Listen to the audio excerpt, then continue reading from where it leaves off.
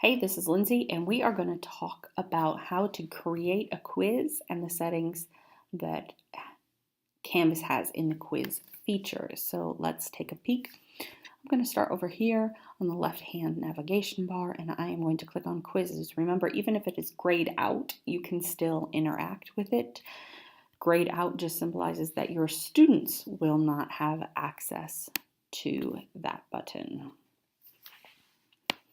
So when I click quizzes, I see the same thing that I see on every other Canvas page when I'm trying to create something. So the first thing I'm going to do is hit that plus quiz for add quiz.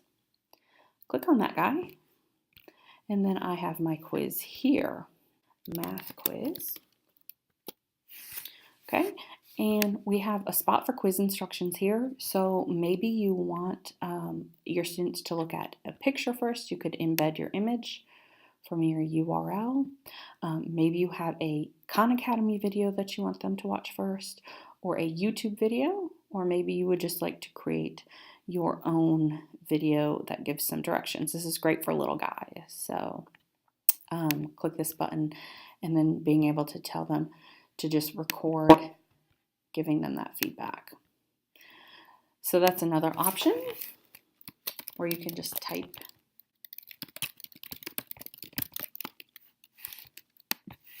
please complete this quiz. Okay, so I can make it graded, practice, a survey if I wanted to. So if I was surveying my class, I would also use the quiz feature. This obviously would not be graded. And then this is only, the only option here is that it's going to fall into an assignment. Post grades to SIS, that means it is going to our Student Information System or PowerSchool.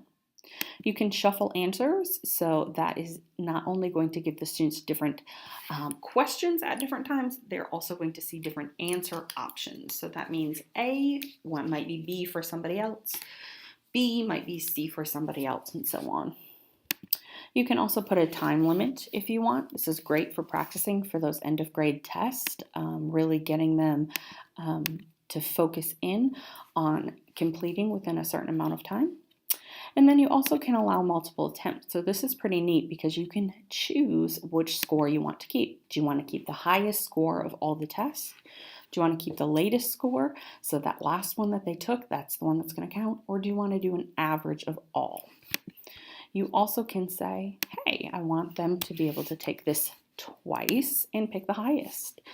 If you have a couple of students where you would like them to be able to take more than 2 attempts, you also can assign that to them, which is great for your students that might need a little more. All right, and I love Canvas quizzes so much because you really can tailor what you want the quiz to look like and to feel like for your students, which is great. So let the students see their quiz responses after the last attempt, after each attempt. Let them see the correct responses. You could say no to that if you wanted to, or yes. You could make that after their last attempt. So if they can attempt it 5 times, they would be able to see the correct answers on the 5th time.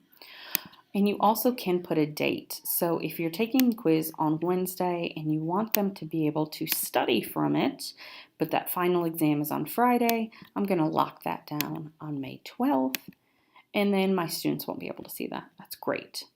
Show 1 question at a time. That is awesome for the little guys that might be a little overwhelmed by that feature. And you can also lock questions after you answer so they cannot go back.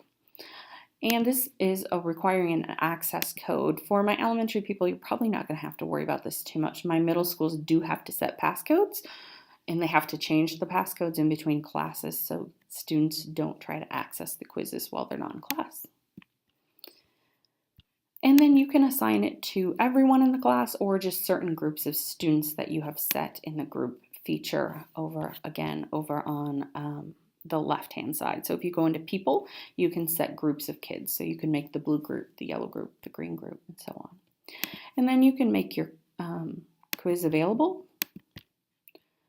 And when you're ready for that quiz to be shut off and not be able to look at it again, your kids not be able to look at it, you can select that date as well, which is really nice.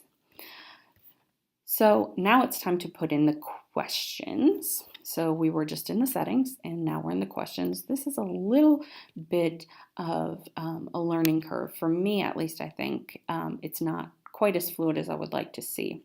So the first thing that we're going to do is we are going to go to new questions. And so now I have question right here. So maybe this is question 1. And I'm going to type in my question. So 1 plus 2 equals. And then I come down here and start putting in my answers. Now, if you shuffled your answers, you don't really have to worry about what order you're putting them in. So you could always leave the correct answer as the top. But I would probably go ahead and, make a good mix. When you have the correct question down, you're just going to click on it and indicate that that is the correct answer. Now, you also can click on this little red box here, and you can actually say why that's not the right answer. So you could maybe put in a drawing of why that is incorrect, or you could put in a video showing why it's incorrect, and you can do the same for why it is correct. So 1 plus 2 is 3. And then when you're finished, you just hit done. Okay, and then once I'm ready, I just hit update question, and there's question number 1. And then I can just keep adding as many questions as I want. So let me do one more. Question 2. 2 plus 4 equals. And again, if I'm shuffling, I can put 6 at the top because I'm not worried about that answer choice. But just to be safe, I'll do a good little mix here. And again, I can say why this is the correct answer or incorrect answer as well. Okay, so I'm going to hit update question, and now I have 2 questions in here. So I'm going to hit save and publish because I'm excited and I'm ready for my kiddos to take my quiz. Looks like it's saving. These are each worth 1 point. If I want them worth more, I can go back into my settings